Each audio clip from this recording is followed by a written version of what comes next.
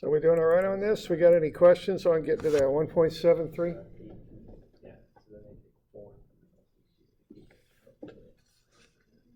Okay.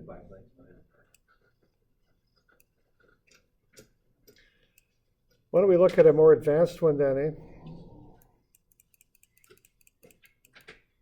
So let's say we got a motorcycle going down a ramp. And as it's going down the ramp, it's hitting the brakes.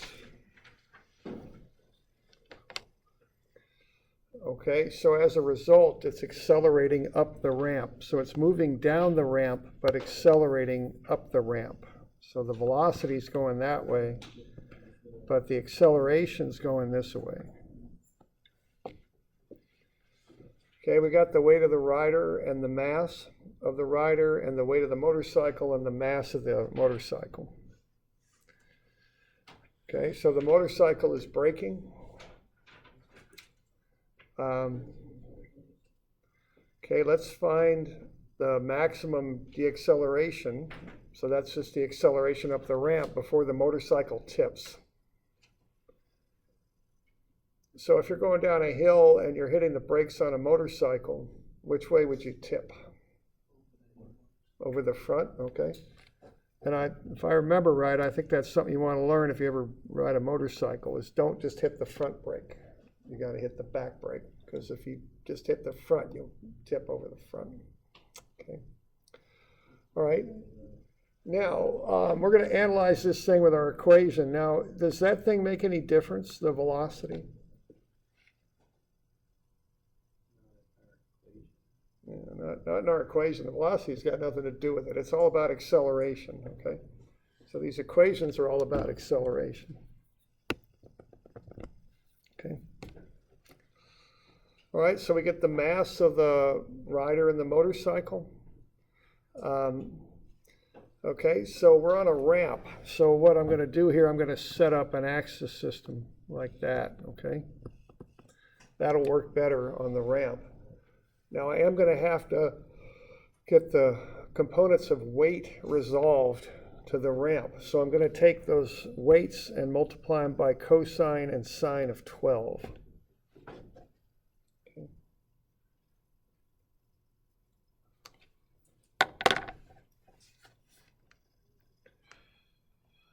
Okay, so I just do cosine and sine of 12. Now remember, when you're dealing with the ramp angle, you're going to put that right there. So the 12 degrees goes right up in that vertex. So cosine 12 times weight and sine 12 times weight. Cosine 12 will be the y prime axis, and sine 12 will be the x prime. It's kind of like doing those normal forces when we're doing friction, same sort of thing. All right.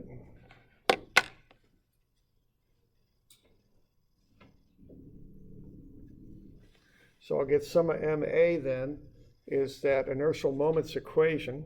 So MAGXY bar plus MAGYX bar plus I alpha. It's actually I sub G alpha is what that would be. Now alpha goes to 0 as AGY. Okay, it's not accelerating in the y prime direction, and it doesn't have an alpha. So what we're analyzing here is simply the acceleration up the ramp, A. And what I'm doing here, I'm using two weights and two masses. I'm finding the weight of the rider and the mass and mass of the rider and the weight and mass of the motorcycle. And I'm putting each of them at their own centers of gravity. Okay, that's how I'm handling this.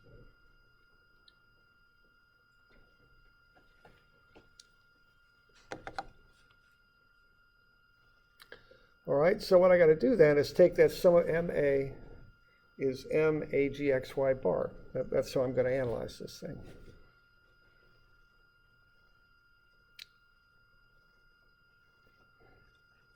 So on the left, I need a statics equation. Okay, and there it is. So what I've done there on that sketch, I've put those different components of weight on the centers of gravity for the motorcycle and the rider. So I've got that one and that one. That's the rider broken up into x and y components. And I've got this one and that one, which is the motorcycle broken up into x and y components. And then I've got all the dimensions there in the x prime and y prime directions, okay? So it's just a matter of getting everything kind of worked out here. Okay, now on this one, we were talking about this.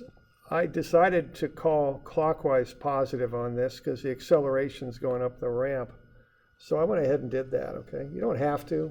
You can do it whatever way you like. Just keep in mind that those sign conventions are arbitrary, So counterclockwise is normally positive, but I decided to call clockwise positive on this one, and that's fine. So what I do, I just combine the components of force with the moment arm. Now when I'm creating moments, what I want to do here is have an x force with a y moment arm and a y force with an x moment arm. That's how I set it up. So there's 291 times 0.4. That's this force right here, 0.4 moment arm. That's coming around that way, which is counterclockwise, which in my sign convention is negative.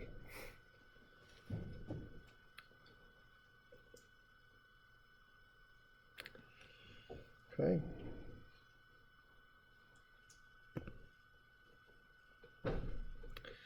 Then I've got the 1369, which is the downward force of the motorcycle weight. It's coming down that way. Y force, I want an x moment arm, so that would be 0.7 times the y force. They're making a 90-degree angle, so they'll get me a moment. I'm taking the moments about A. What I'm assuming here is that NB is 0. That's what's going to be required for tipping, okay? So that's going to zero out, just like we did with that water bottle. So that's going to come around clockwise, and on my sign convention, that one's positive.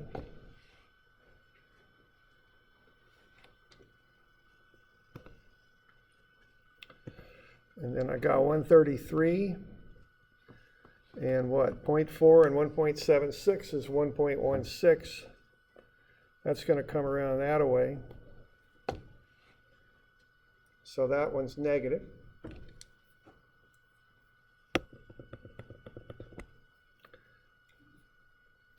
And then the last one there, I've got this 626 coming down, and that's 0.7 and 0.3 is 1. So that's positive because that's coming around clockwise, which again with my sign convention is positive. So there's the statics, and that's probably the hardest part because I had to break everything up along the ramp, x prime and y prime. Okay.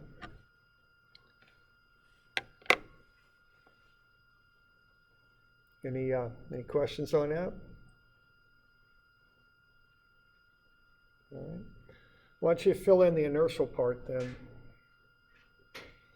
And the goal here is to find the acceleration. So why don't you fill in the other side of the equation? Now I started using clockwise positive, so I need to keep doing that.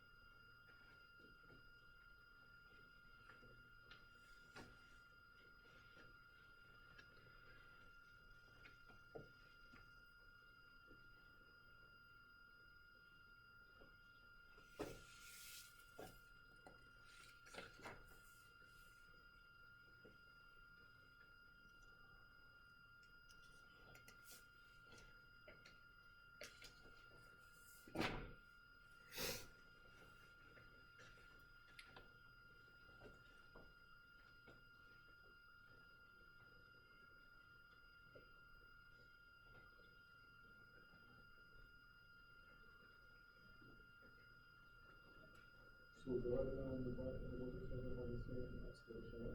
Right, yeah. So yeah, both the rider and motorcycle have the same acceleration.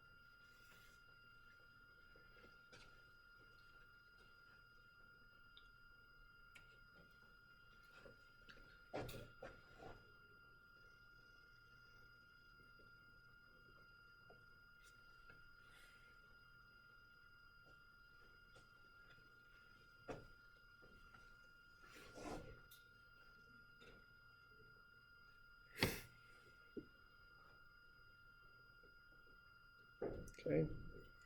So now we're doing masses.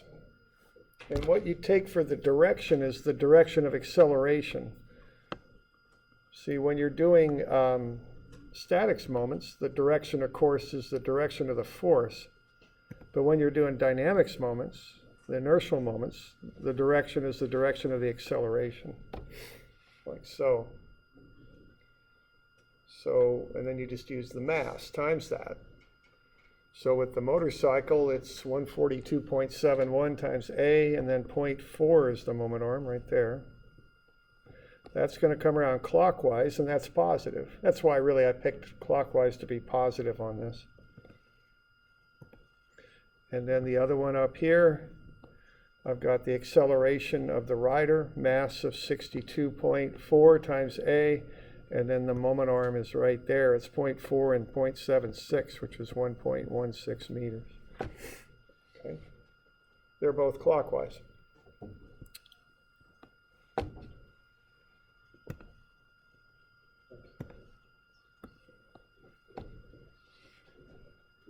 Okay.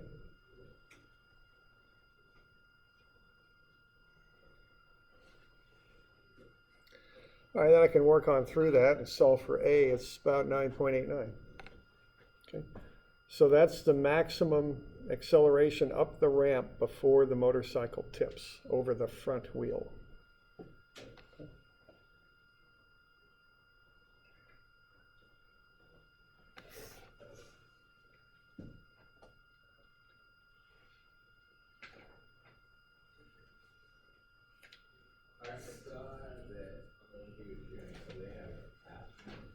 So we doing all right with that?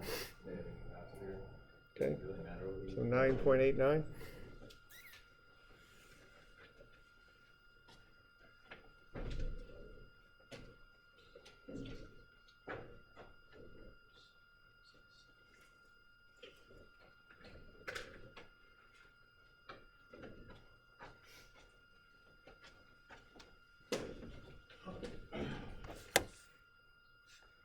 Okay, good with that? Any questions? Okay.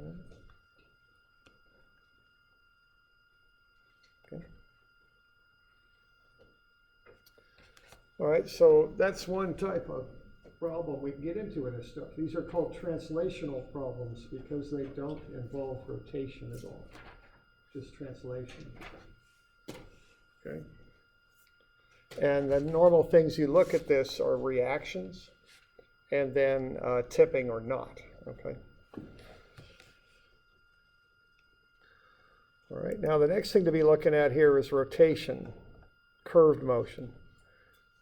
Okay, and we got lots of examples of that. We got that windmill up there that would rotate. The oil derrick there will rotate as it operates. That big beam will rotate on the stand there.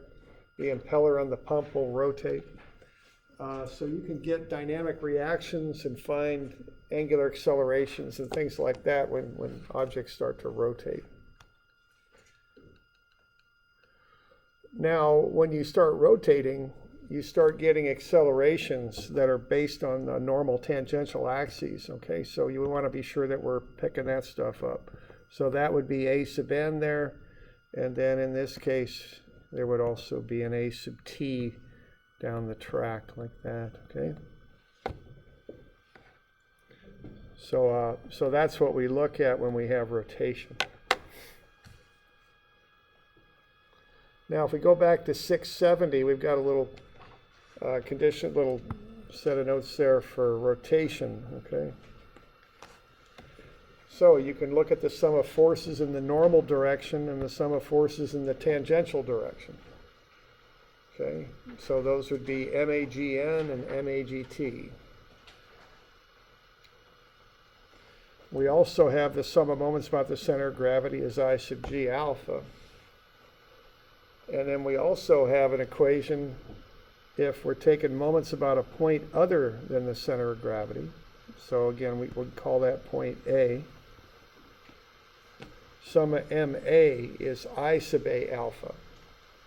This only works for fixed axis rotation about some point A, which is not the center of gravity, okay? So sum of MA would be I sub A alpha. So what you need to do for these is you need to figure out the moment of inertia about point A. So you usually use the transfer axis theorem for doing that. Now that only works for fixed axis rotation. That's the only time it works.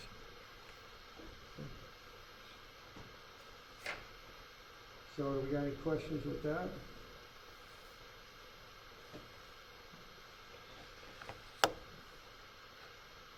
Okay. So why don't we look at a couple examples then, if we're good with that. So let's say we got a motor that's going to create a torque of 40 Newton meters, and that's going to spin that plate. Let's figure out what alpha for that plate would be. And then let's find the angular speed of the plate after 4 seconds. Okay. So this is kind of similar to this pump setup here. We got a motor that's going to output a torque through a shaft, and that will spin something. For a pump, it spins an impeller. For this example here, it's just a big old plate. Okay.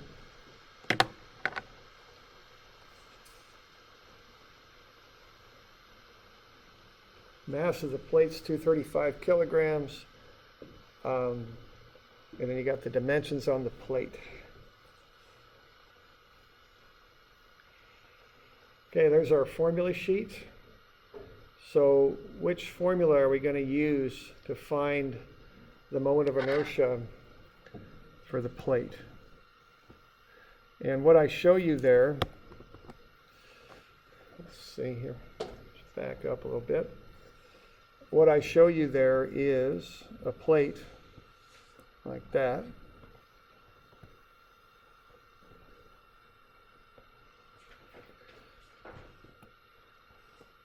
With 3 axes through it. Of course, G's right about there.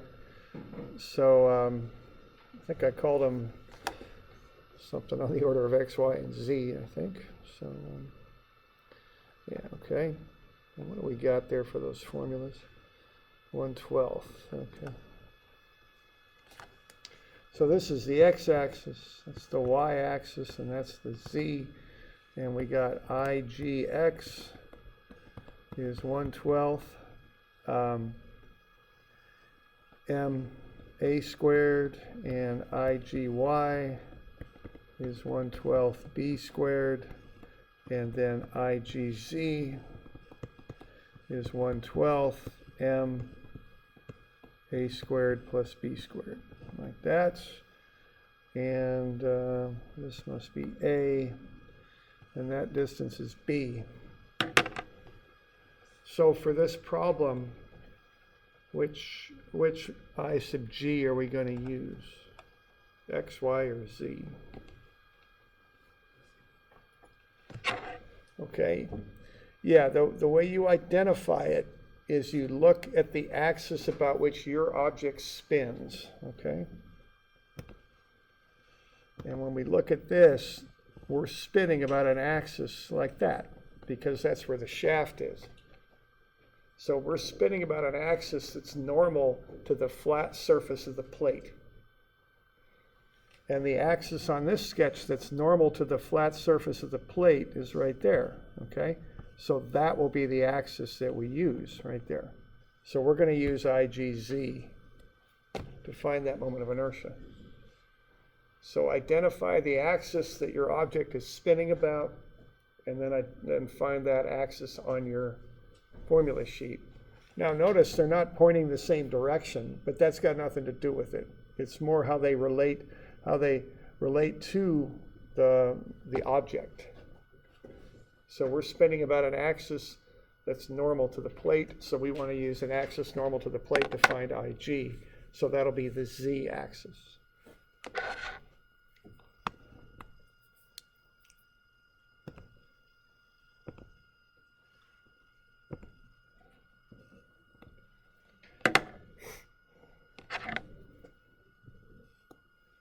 Okay.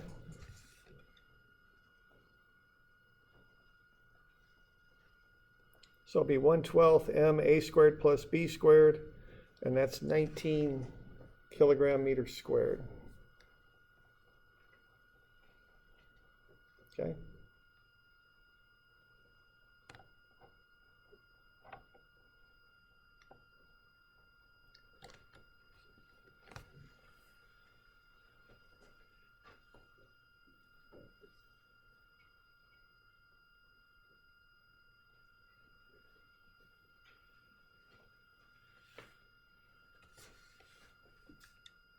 Okay.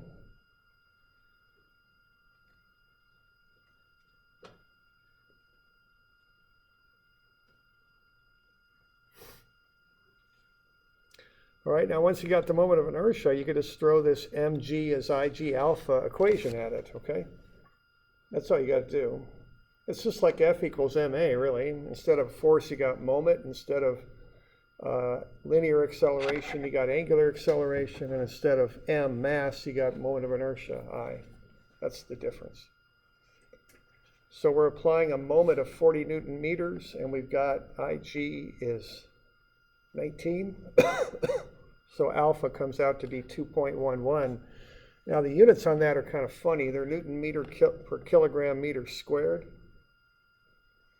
Okay, but you have to realize that a Newton meter is a kilogram meter per second squared.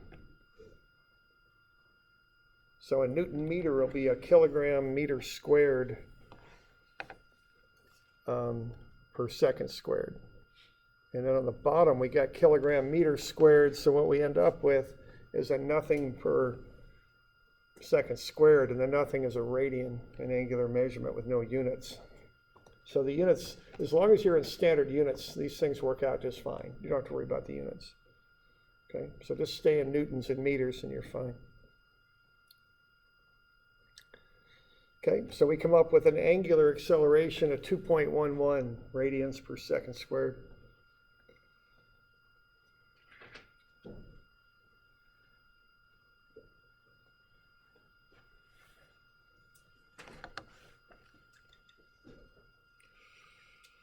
And then once we've got that, we can go ahead and find the angular speed, which is omega, okay? So you all good with that?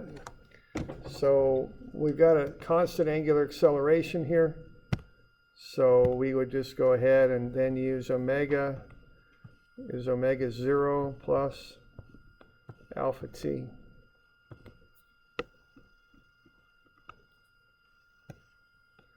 Okay, we're starting from rest. We got alpha is 2.11 radians per second squared. And then we got the time,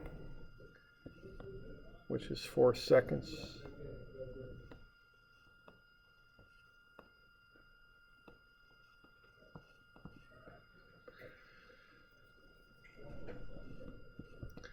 So we're going to end up with what? 8.44 radians per second. So that's the angular speed of the thing after 4 seconds. Omega. Okay.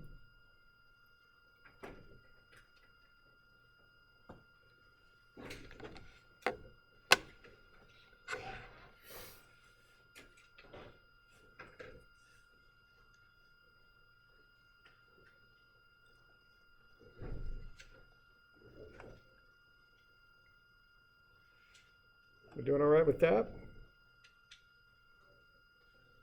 Doing okay? Okay.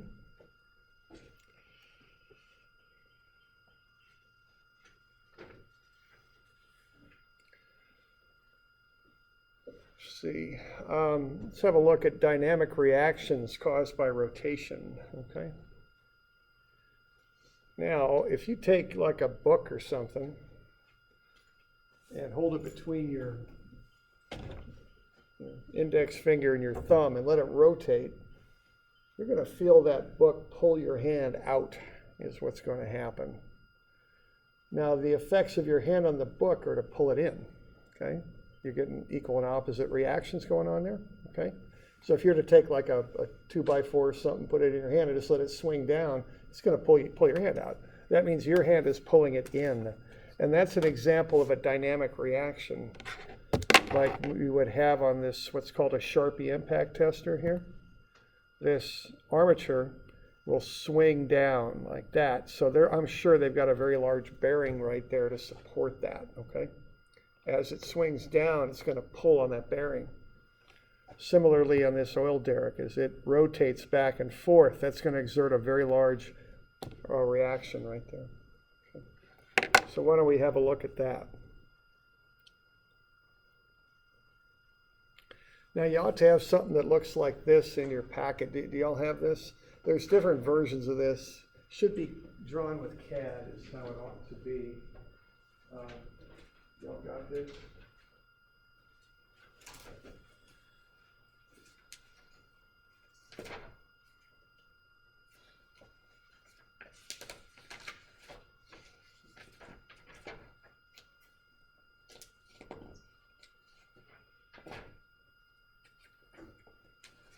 All right, 7:30.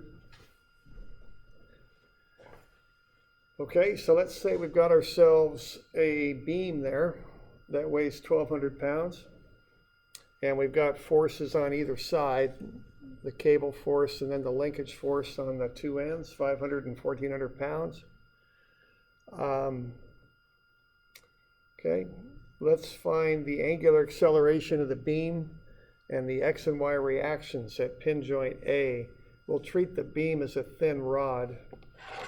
Now notice that we've also got that angular speed right there at 1.8 radians per second, okay? So what we're going to do here is we're going to look at how this thing rotates about point A. That's what we're up to. Right there. Notice that point A is not the center of gravity. They're offset. Okay. So the first thing I'd do would be to find the mass. Take the weight and divide it by gravity. And then what I'm going to do, I'm going to look at the moment of inertia of that beam about point A. Because what I'm going to do here is I'm going to use that dynamics equation that I showed you there a couple minutes ago that works only for fixed axis rotation. And this is the sum of moments about A is equal to I sub A alpha, okay? So to use that, I want to find the moment of inertia not about the center of gravity, but about point A, okay? So I'm going to find the moment of inertia about the center of gravity. It's 1/12 ml squared for a thin rod, and I've got that pasted in here. You probably can't see it too well, but it's on the back of your formula sheet. So that's the moment Ig for a thin rod for either X or Y, okay? But then to that, I'm going to add the mass times the offset distance of 2 feet squared. That's my transfer axis theorem I'm doing there. So that'll get me the moment of inertia about A at 758 slug foot squared, okay?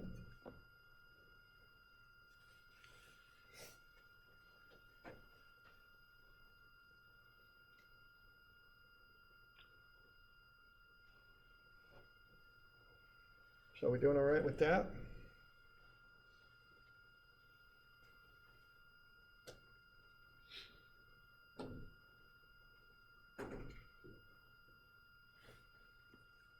Okay.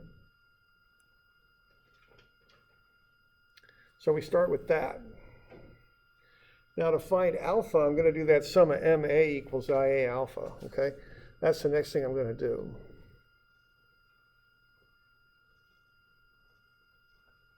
So there's my free body diagram. And again, I'm going to use clockwise as positive on this one. And again, I'm calling that out. So, you know, that's fine to do if I wish, and that's what I decided to do. And that'll equal IA alpha. Now I got IA at 758. So what I'm going to do here is I'm going to get my free body diagram going. And I'm going to have 500 pounds times 9 feet. 2 and 7 get me 9.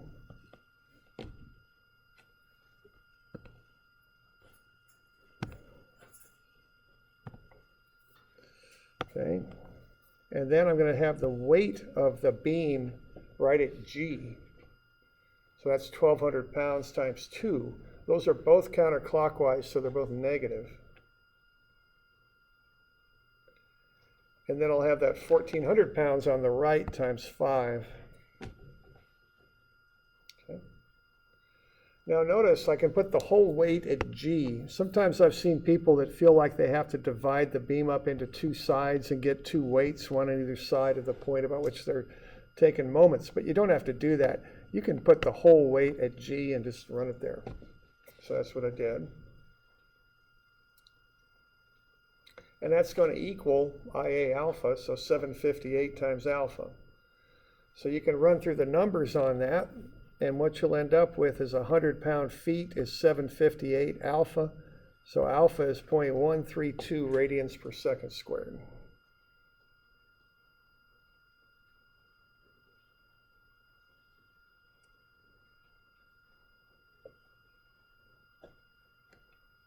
Okay.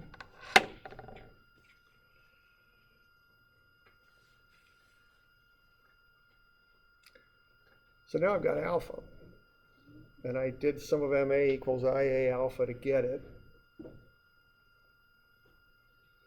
Okay, so what I'm going to look at now is the acceleration of the center of gravity. All accelerations go through that.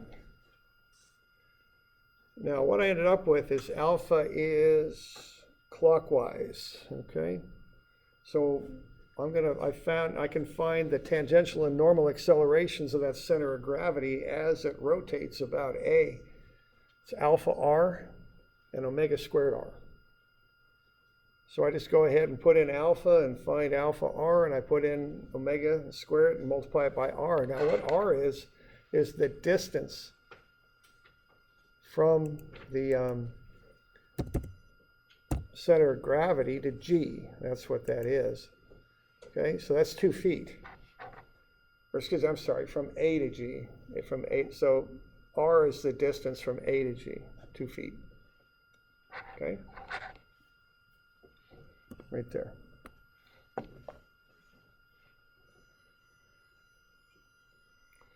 So that's 0.264 feet per second squared for the tangential and 6.48 for the normal. Okay? Now, why don't you put those on the center of gravity? Where are they going, these accelerations? They're on the center of gravity because that's what they relate to. But which direction are they causing that center of gravity to accelerate?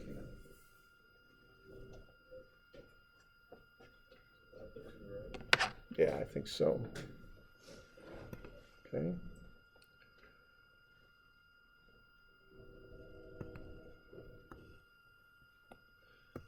So we got alpha, and it's 0.132 radian per second squared, like that, okay? So the whole thing's rotating clockwise. So that means the acceleration at the center of gravity is accelerating up as it goes clockwise about A, and that's the 0.264.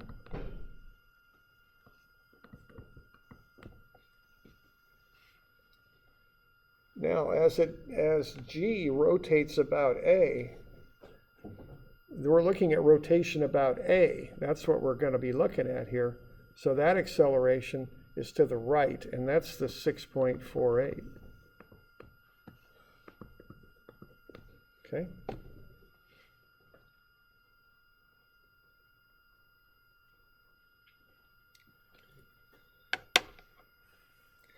So that's a free body diagram going there, okay? Now, to finish that free body diagram up, I could put some reactions at A. So I could put RAY, and then I could put in RAX also, okay? That would be my free body diagram, because I've got reactions there.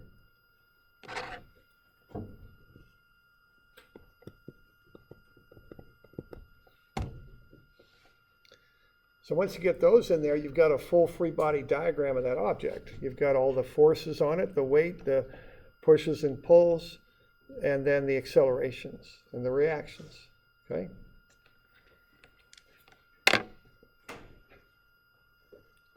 So there it is.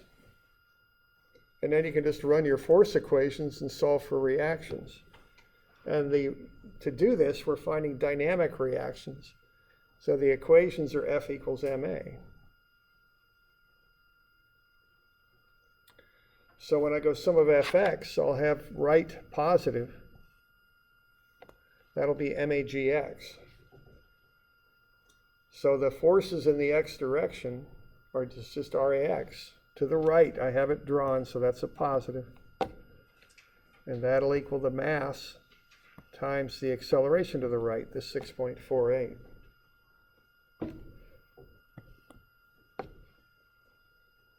Okay, so as that thing rotates about A is pulling it in to the right. That center of gravity is rotating about A's pulling it in to make it rotate. You know, that center of gravity wants to go straight. To make it rotate inwards and accelerate inwards, it has to be pulled in. So that reaction is to the right. Okay, and then, so I've got my static stuff on the left, the rax, and the dynamic stuff on the right, the ma. Right is positive, so they're both positive. And then for the sum of Fy, I've got sum of Fy up is positive equals magy. So I got ray up minus the 500, the 1200, and the 1400. They're all down, so they're all minus. They're all forces, so they're all on the left. And then that's going to equal the mass, 37.3 times the 0.264 foot per second squared acceleration. Now that's accelerating up on account of that rotation. So that's positive. So you get ray minus 3100 is 10. So ray would be 3,110 pounds. And that's up also. Okay. So that thing's a little bit involved, but you start off by getting alpha and omega. Okay? And you can use sum of ma as IA alpha to find alpha. And then you find the accelerations of the center of gravity as it rotates around A. Okay? So you go ahead and do that.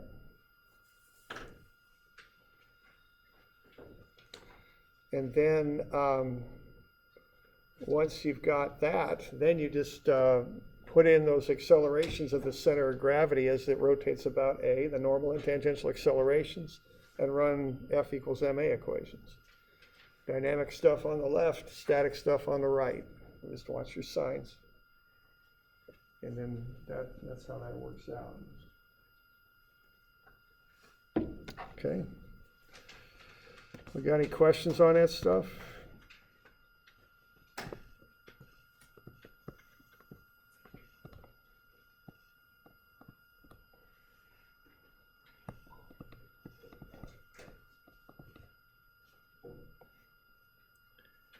One, two. Okay, I'll get you 331 and 2. Those are due Friday, the 2nd of May. And I'll get you a couple others here. I'll just get you all of them for now. Let's see. 342 will, when are we going to get to that? We might get to that. I don't know. Let's see. Let me just stick with this. So for now, let's do 344 and 5.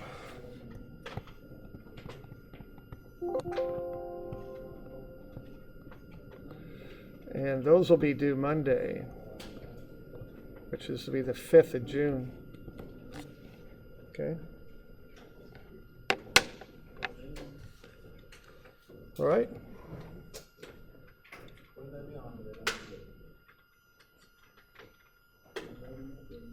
We okay? Is that the Monday that we have off? No. That's That's a week from Monday. That's a ways out. On account of the test and all, I'm kind of pushing it back. Okay? So I think that's good. that right?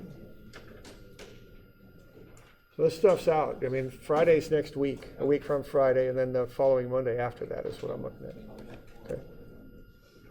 Okay.